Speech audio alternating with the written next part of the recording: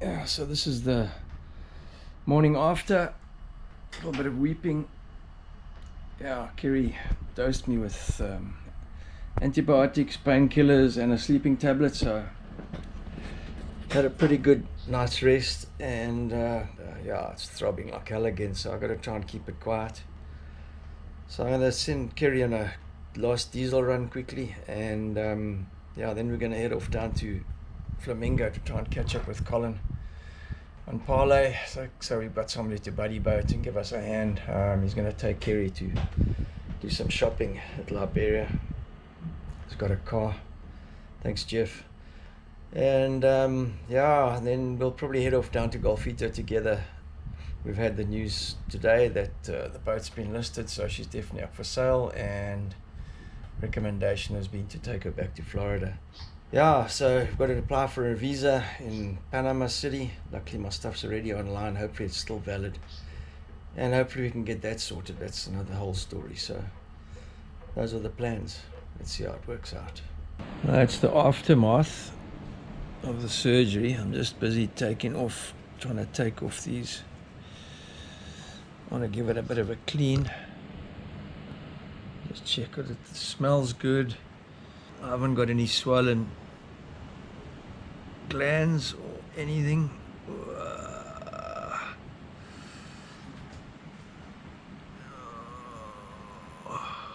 just want to give it a light clean, and then so that's what it looks like. Could have put another stitch in here. It's got a little bit of a sticking out a little bit there. It's a bit, but otherwise it doesn't look too bad. Yeah, so we upped anchor at Papagayo and headed to Flamingo Bay, only to discover that a problem with the port motor. When we got to Flamingo on the other motor, we got hold of Colin, and he came over to see if he could give us a hand. My leg was really bad, and I couldn't bend it much, so I was no good as a mechanic, and couldn't get into the engine compartment to work. Hola, hola, hola. Are you coming filming aboard here, China? You're coming to fill a cripple and a freaking... Oh yeah, I forgot to mention. Trev Small stood down accident. a hatch and destroyed his leg. And then what happened? I went to go and refuel, and I keep 3 cans of spare fuel in this hatch down here, below deck. I keep it in there. I went back to refuel them because I had to fill 3 more cans. So I left it open because I was coming back to put the cans back in here. And then obviously the guy at the fuel station said, no, he wanted to go home, blah, blah, blah. He was moaning, didn't want to fill the cans for me. Bastard. Anyway, I came back, forgot about the thing, came in the dark without switching a light on to switch on the gen set. I stepped in there. I don't know what I did. I think I stepped like that, and I stepped like that, and I just went, oh, wham, and you must know it's pitch black. So what cut you? That's what cut me. Yeah. It's not even sharp. Man, with all your weight, I didn't know. I was down here for about a minute. I still didn't know what the hell had happened, because I never expected that. I mean, I never leave hatches open ever, For that except reason. for that one day. Trevor doesn't stroll down, Yeah. he's on a mission. It was- So put it the was- switch I was on. powering. Now I quickly. should have broken my leg. Was there blood everywhere? Oh, there was blood down here. I did clean up a bit in here, but it was fine. No, it was bleeding. And then what happened? Then the motor didn't want to start, so now I'm freaking struggling. But you, To hobble around. with the wound. Yeah, a little wound. Little wound. 9 stitches. Little wound. Self. How did you? Who stitched that? I did. I need to cross that. Is he crazy? Mate, one this. thing is get a freaking fine needle on your freaking... You were sticking it in his It was skin, worse like, than... I mean, pushing it. your stitching needle goes through your skin like nothing because it's got a sharp edge. Yeah. Those hypodermics, mate, they are... I had to force it into my leg.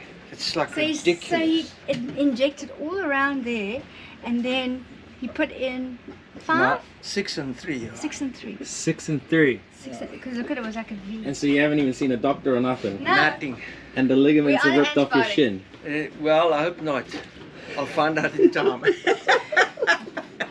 guess they breed them pretty tough in South Africa, huh? Jeez. And now we're doing maintenance.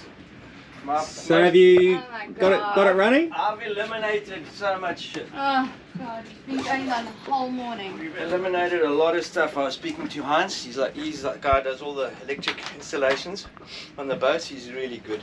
So I told the audience a little bit on Parlay, but it was like spluttering and coughing, and then it cut out, and then but then this morning it ran perfectly for a while. 20 minutes. So then it can't be filters and stuff like No, that. it's not. No, I knew it wasn't. I mean, you always go that way because it's like start at the beginning. Yeah.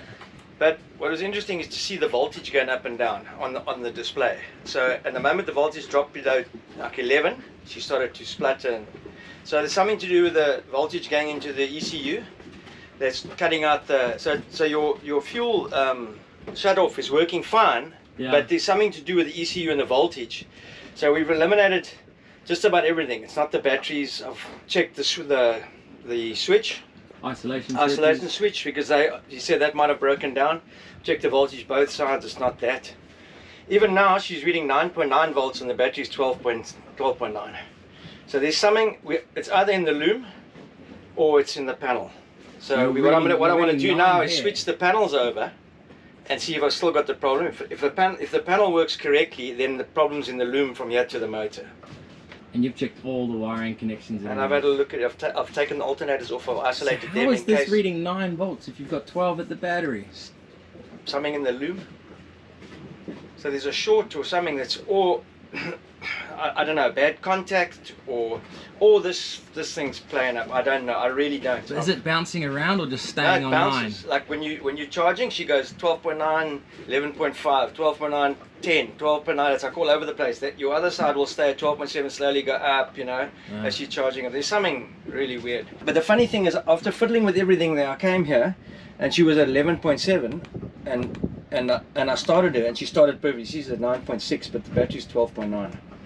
And can you parallel these two batteries? No, I can. I have done that. I did that to get the battery charge up, but I thought the battery was flat. It's not. I've put the multimeter on. It's perfect, and I swapped this battery to that side as well, just in case there was a problem with the battery. It's not the problem. You see, that's the voltage. I mean, look at this. Are these aren't paralleled at the moment? No.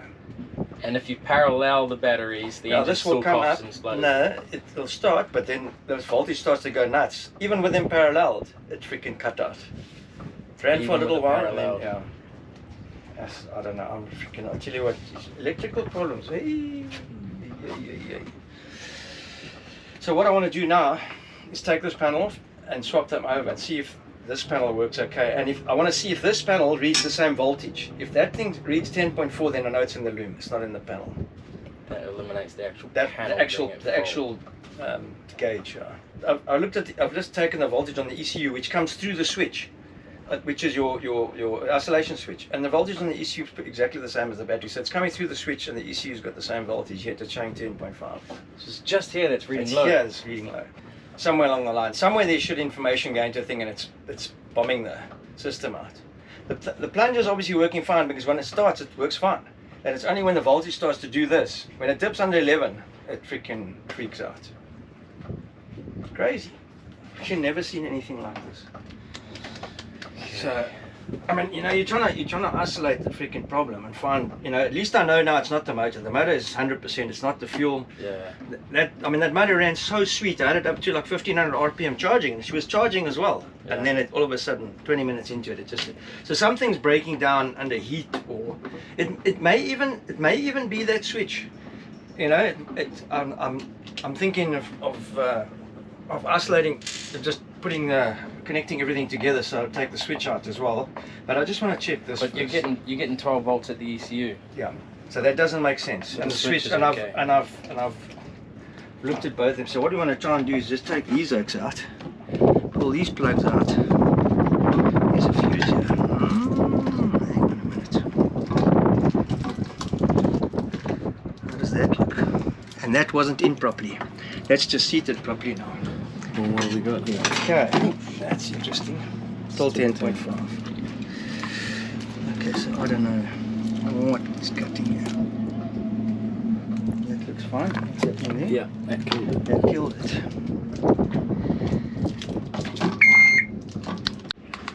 Same thing. Yeah. It's definitely not the. So you could probably put that there, and that would read 12.6. Yeah. So it's not this. And so it's in the loom. It can only be in the loom somewhere, man. Fuck, I've looked at the wire. I can't find anything. So it is back down to the engine bay to see if we could find the problem there.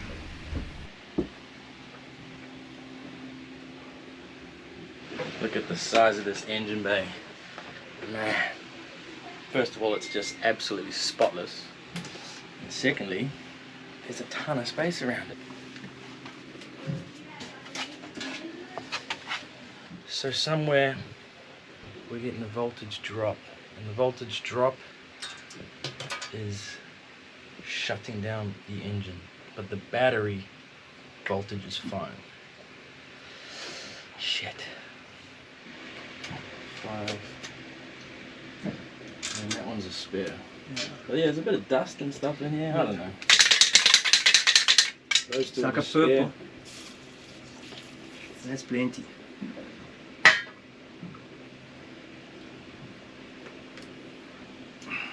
I guess even like bad contact on that, because that says panel, ignition panel. Bad Could contact be. on that Could could be. send funny reading up there. But I still can't get my head around what's shutting it down if the ECU has a good 12 volts the whole time.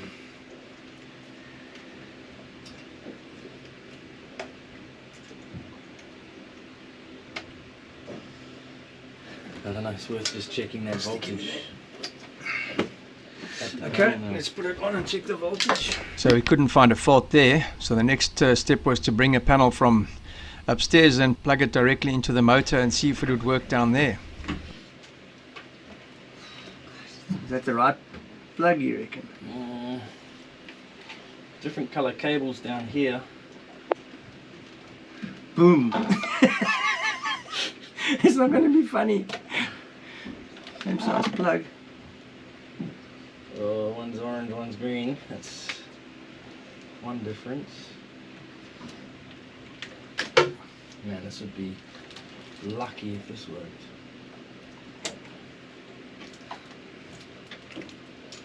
Just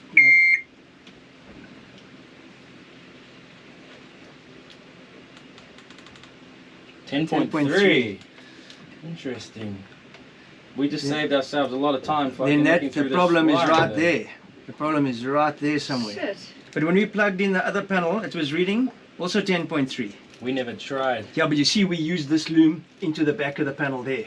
We used it into the back there, didn't we? Here, we pulled that off and that off. Yeah, so we never it could took, still so be it here, could be in here.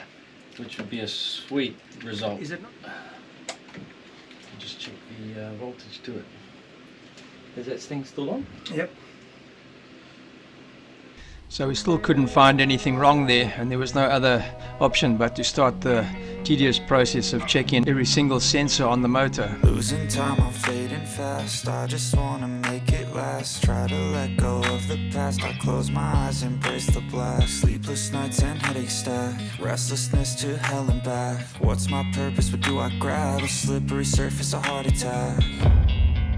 And sometimes you just gotta believe there's something that'll give you relief. There's something that'll have what you need, what you need. We're broken, it's tragic, we're not all elastic, but maybe there's magic. Believe you could have it, and I know of sadness, the anxious and panic, the infinite vastness of all that is blackness.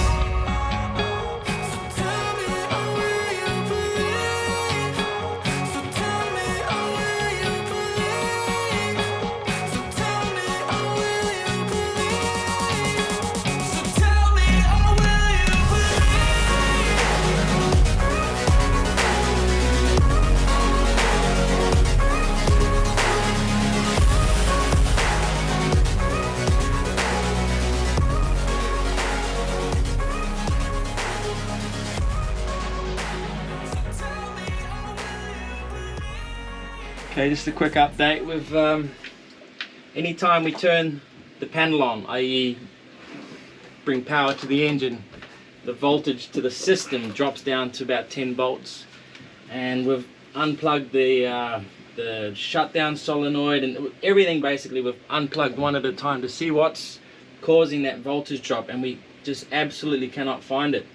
So we've just unbolted the ECU here, and we'll have to go to the other side, steal the ECU of that side, and if this system all keeps 12.6 volts with the other ECU, then obviously this is the problem. Didn't think we'd have to go this deep, but everything else has checked out. All the wiring, this is the panel here, and we've plugged it straight into the ECU, so that's eliminated the whole conduit from here to the helm, which can sometimes be the issue, and if that is, that's a pain in the ass to try to find that one. But anyway, we'll unplug this.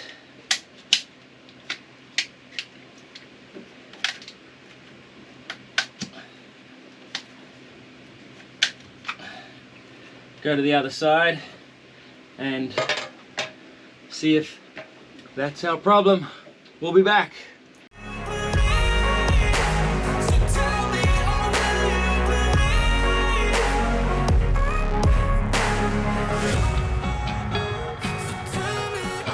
Okay, there she is.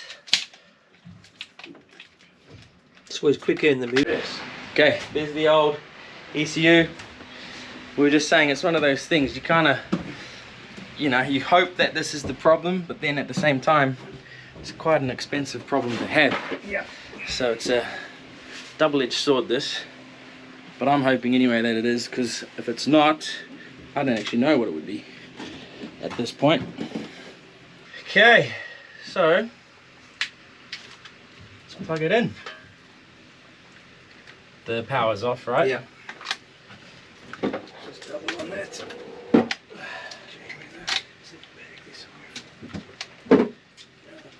So that's plugged in. That's plugged in. I should plug in that emergency stop, or else it's going to scream at us. This guy. So now if this works, you know,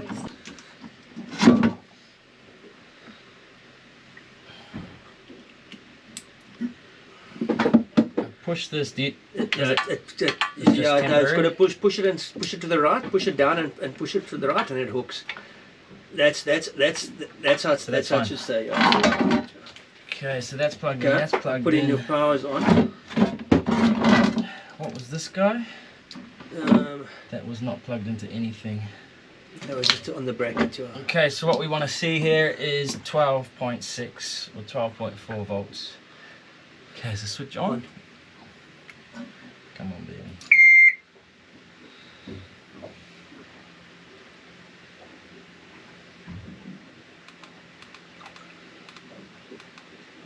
$10.3. Well, there's good news there and there's bad news. Good news is not the ECU. ECU is probably fine. So it's somewhere in the loom. Oh man. Yep. Something is probably just rubbing on the engine and grounding out or something, sending a couple volts to ground. Switch it off. Fuck. Man, I guess it just means checking all the shit. So Colin started tracing the main loom, and we discovered a black and red wire which was separate from the main loom, and it just dawned on me that that was the ECU's wires going to the fuse. I think we found the problem! Look at this. Look at this, Chana. Look at this. Look here. Check at this. Never been tightened, Chana. Oh, there we go. oh my Never been tightened. gosh. You are fucking kidding me.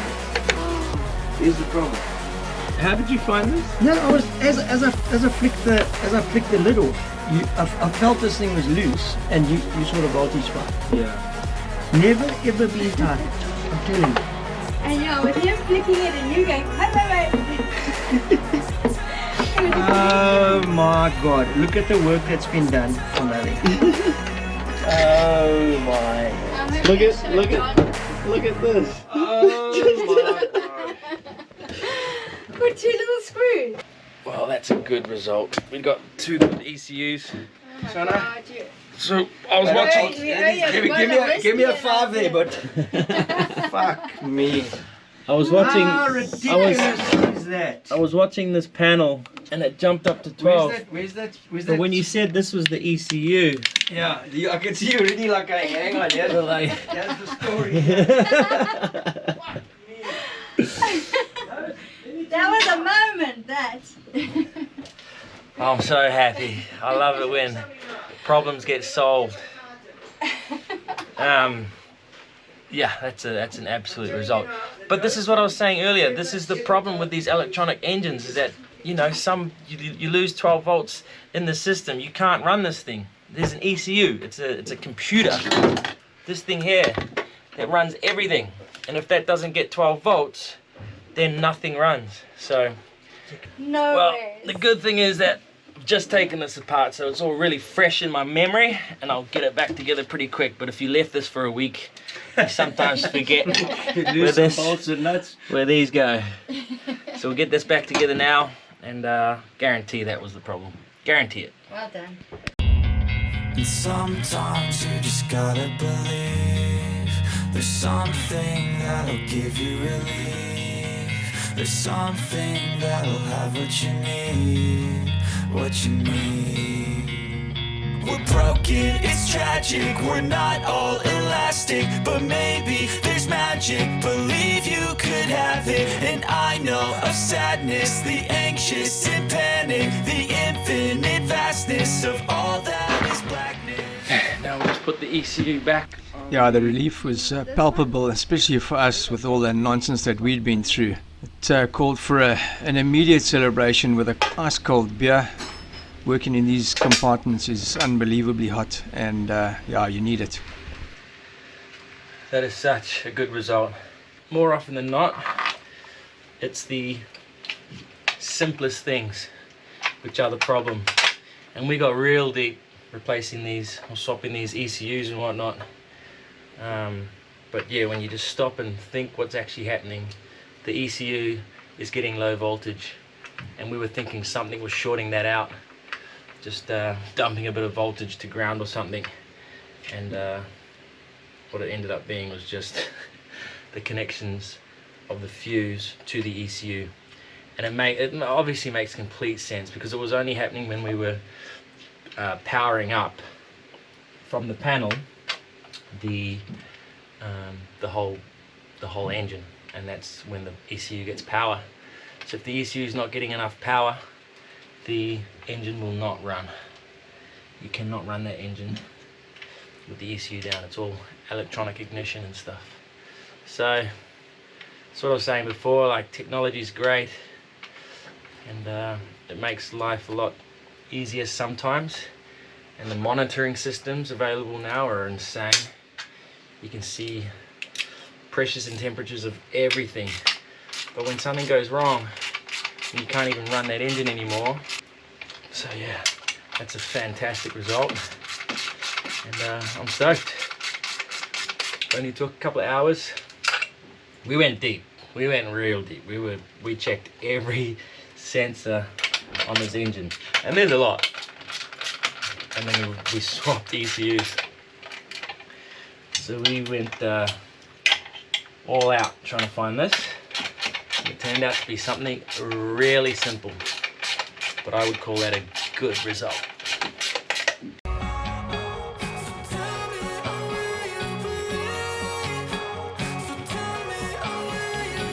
Right from the beginning, this motor used to show a lower voltage than the starboard motor, always. And I tell you, this problem has been with this boat from day one. How it's run this far is freaking beyond me. Now they're the same. Unbelievable. That's what it is, 12.7. Okay, shall we start it?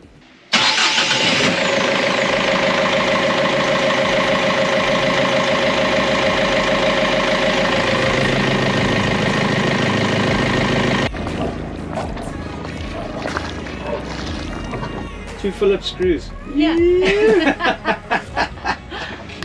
Yeah, once again, a massive thanks to Colin for all the help, and also for sharing the video footage with us. These kind of experiences are amazing for teaching people, how these things go, and also massive learning curves for ourselves. So join us next week as we have a huge celebratory party after sorting out the engine room and all the hassles. Also join us next week as we blindfold Colin and ply him full of liquor and make him tell us all his dirty secrets. Only kidding. Join us next week. Make sure you subscribe and we'll catch you then. Thanks for watching.